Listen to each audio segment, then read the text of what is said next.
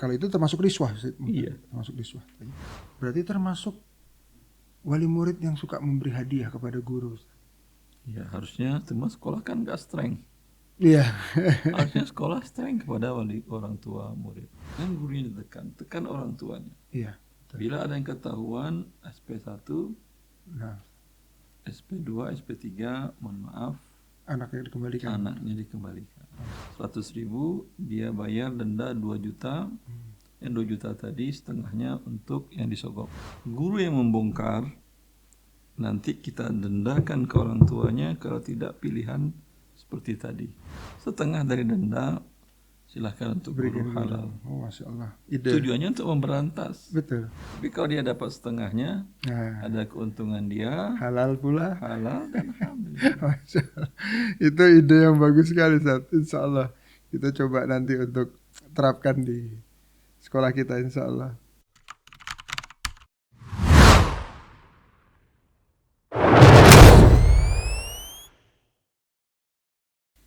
Saya ada usaha makanan dan souvenir.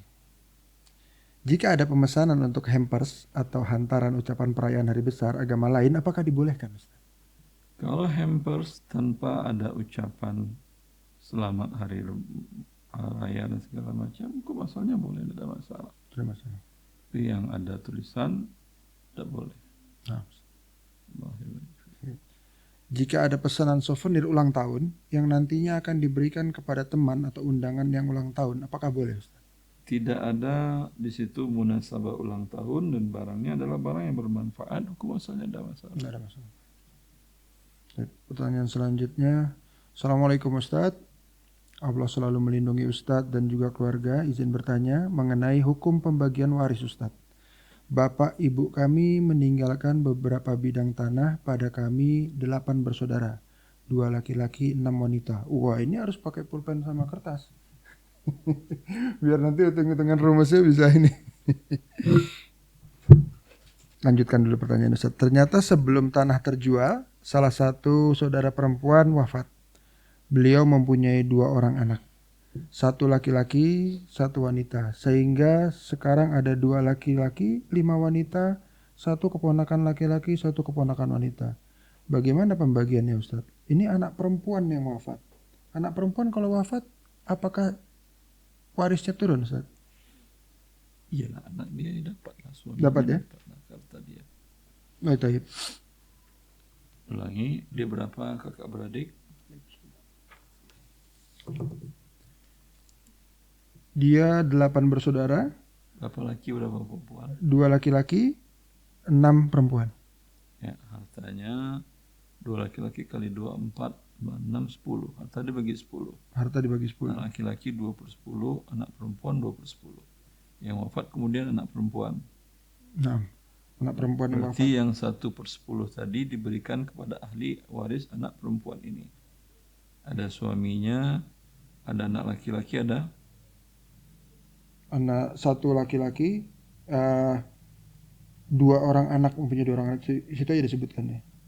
Oh, jadi iya, ada 1 keponakan laki-laki dan 1 keponakan wanita itu tadi. Ya. Jadi anaknya 1 laki, 1 perempuan. suaminya masih ada. Suaminya masih ada.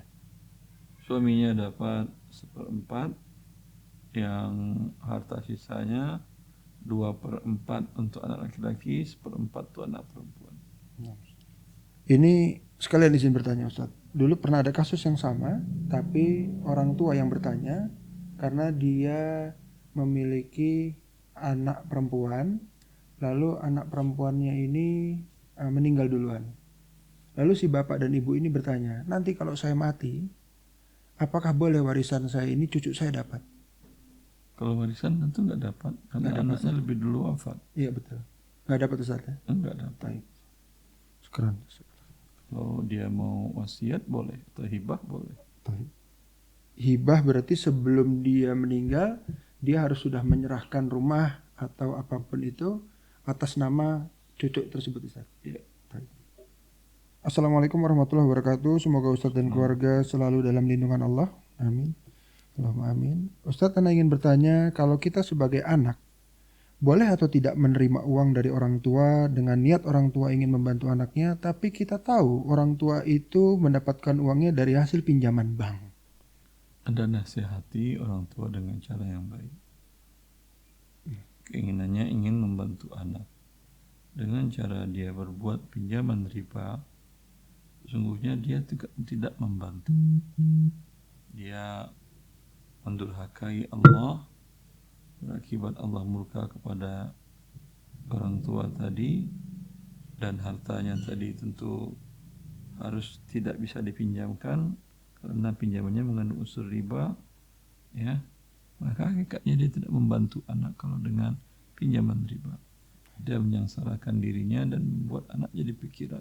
Jadi sebaiknya jangan diterima, malah memberikan nasihat. Jangan diterima, diberi nasihat, minta lagi orang tua kembalikan lagi ke bank. Oh, Masya Allah. Akhiri akadnya. Masya Allah. Pertanyaan selanjutnya, Bismillah, bolehkah menggandeng BMT atau lembaga keuangan untuk biaya masuk sekolah anak? Kalau boleh, akad dan skemanya seperti apa Ustadz sebaiknya? Sekolah anak untuk apa ini? Jadi dia mau masukkan anak ke sebuah sekolah, mungkin dia kurang kemampuan, dia menggandeng lembaga keuangan untuk biaya anak sekolah tersebut. Apakah boleh? Terus misalnya akadnya seperti apa dengan BMT itu Ustaz? Pinjaman? Pertama, kalau emang tidak mampu, jangan berhutang untuk anak Anda sekolah. Sebaiknya gitu ya Ustaz? Iyalah. Kalau Alhamdulillah ada paket A, paket B, ada paket C, jasanya sama kok dengan yang sekolah yang berbayar, dengan negeri sama. Nah, Diterima di universitas. Ya, seperti itu. Kalau memang tidak mampu. Kita tahu banyak orang yang sukses tanpa belajar di sekolah. Sukses segala bidang. Ya. Karena berhutang tentu Anda memasukkan musibah baru ke diri Anda. Ya, ternyata la qadarullah, tidak ada uang yang bisa membayar, aset yang dijaminkan, rumah mungkin disita. Nah, kalau rumah disita, Anda nggak punya rumah, nggak ada juga anak gunanya belajar. iya. Ya, seperti itu. Baik. Lalu pertanyaan selanjutnya terkait pembelian rumah melalui KPR Bank Syariah, BSI atau muamalat, apakah sudah memenuhi ketentuan agama kita, ketentuan syariat, atau masih ada unsur ribanya? Masih ada unsur ribanya, itu denda keterlambatan. Oh, itu denda Satu. Kemudian terkadang pihak lembaga keuangan tidak mau beli barang dulu. Ya. Nasabah yang disuruhnya ngasih DP ke developer, ke pemilik barang. Ini berarti yang terjadi, si lembaga keuangan bukan jual barang. Hakikatnya dia menyerahkan uang, dibayar berlebih, namanya riba. Terlambat pembayarannya, ada lagi tambahan riba lagi.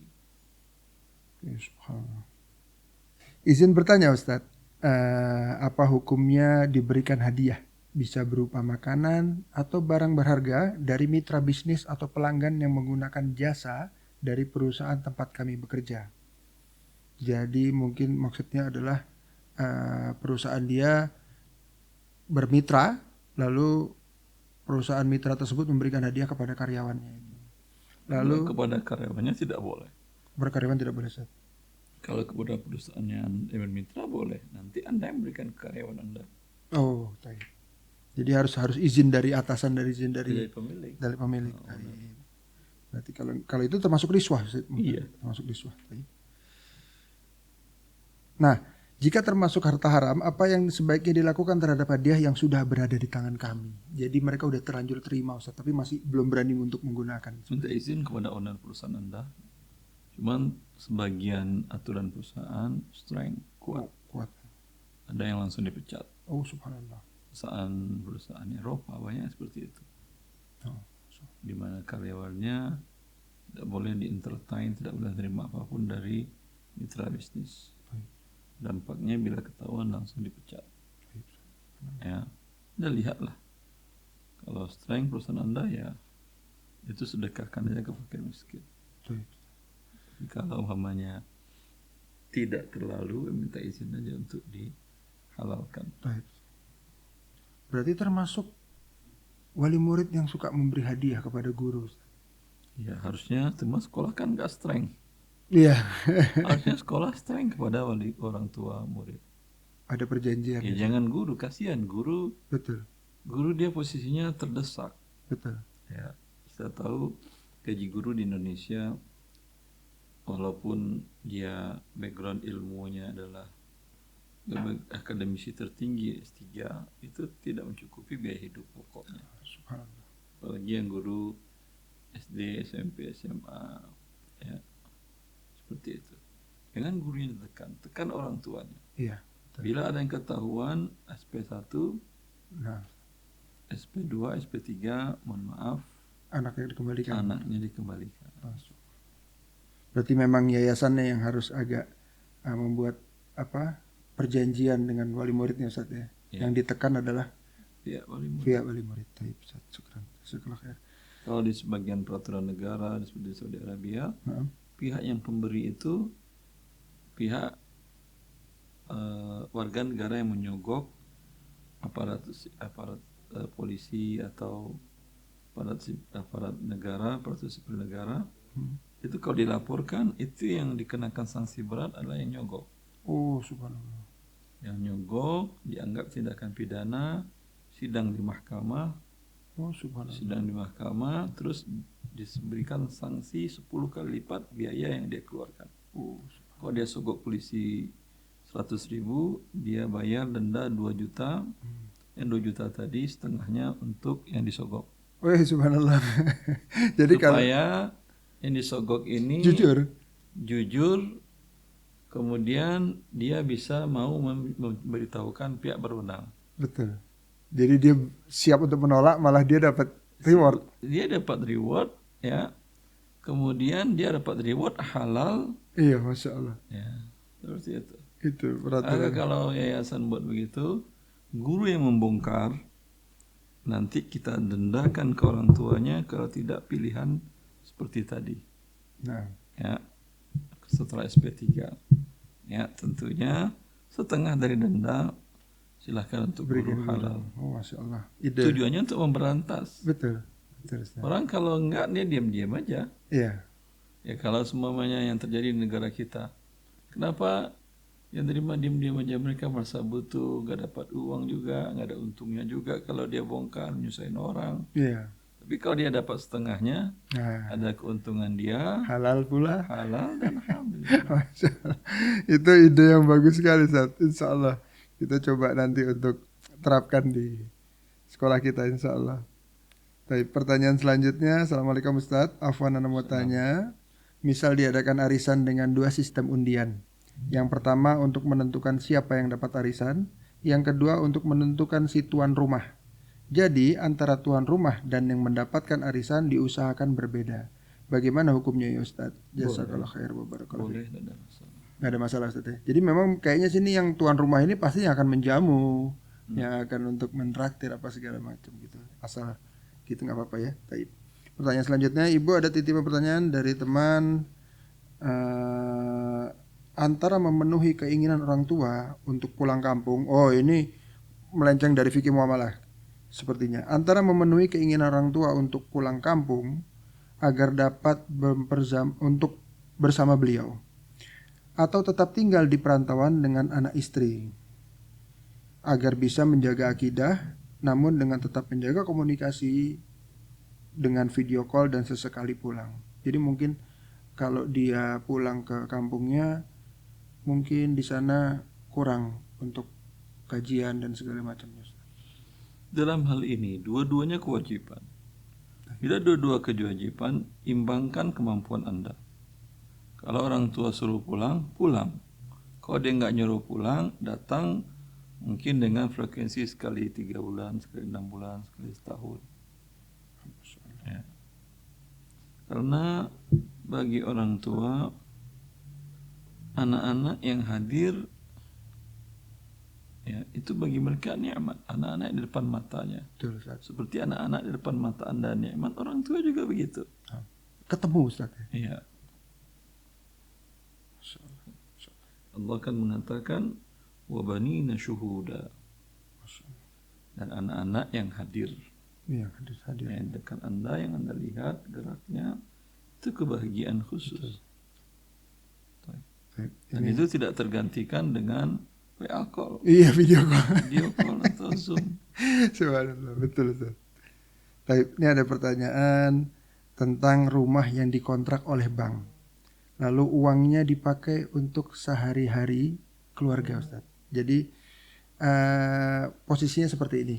Seorang bapak, dia mempunyai rumah dikontrak oleh bank, lalu dia gunakan untuk memberi makan keluarganya, tapi anak istrinya ini berat menerimanya karena tahu hukumnya. Sedangkan si bapak, karena tidak ada pilihan lain, dia dapat penghasilan, cuma itu, jadi dia gunakan itu untuk di rumah Ustaz. Apakah di anak-anak dan istri ini menanggung dosanya juga Ustaz? Atau gimana? Anak istri tidak menanggung dosa karena tidak ada kemampuan lain. Tapi si bapak menanggung dosa karena dia kan nggak dipaksa untuk kontrak dengan bank. Gitu ya Ustaz. Bisa yang lain dia sewakan. Bisa yang lainnya. Ya, yang dilakukan oleh si bapak adalah mengakhiri secepatnya kontrak tersebut. Kalau bisa diakhiri sebelum berakhirnya, apapun konsekuensinya. Baik. Ya. 2 pertanyaan terakhir Ustaz. Ini bagaimana hukumnya suatu perusahaan PT yang memiliki staf yang rata-rata sudah memiliki akidah dan manhaj yang sahih, tetapi mengakali pajak. Nah, agar tidak membebani finansial perusahaan tersebut. Dengan tujuan bisa tetap memelihara cash flow yang sehat dan berkumpul dengan staf yang insya Allah memiliki akidah dan manhaj yang sama. Begitu Ustaz. Wallahu a'lam, bila mengelabui pajak dengan cara yang legal, karena yang namanya buatan manusia, aturan undang-undang itu pasti ada celah lemahnya. Nah, Bisa bila dia gunakan celah lemah itu ada masalah. nggak ada masalah Ustaz. Karena pihak yang terzolimi itu yang terkena pajak, betul Ustaz. Betul. Subhanallah. Alhamdulillah Ustaz, itu tadi pertanyaan terakhir. Allah barik. Syukron, jazakallah khair sudah diberi kesempatan kami untuk belajar sama antum. Untuk teman-teman podcast sisi lain dari Izzatus Sunnah dan Kamiliano, mungkin ada pertanyaan-pertanyaan lagi untuk selanjutnya. Kami berharap antum bersedia lagi Ustaz untuk main kembali Ustaz. Amin. Amin. Insyaallah. Itu saja podcast kita kali ini. Kita tutup dengan kafaratul majlis. Subhanakallahumma bihamdik asyhadu an la ilaha illa anta astaghfiruka wa atubu ilaik. Assalamualaikum warahmatullahi wabarakatuh. Waalaikumsalam.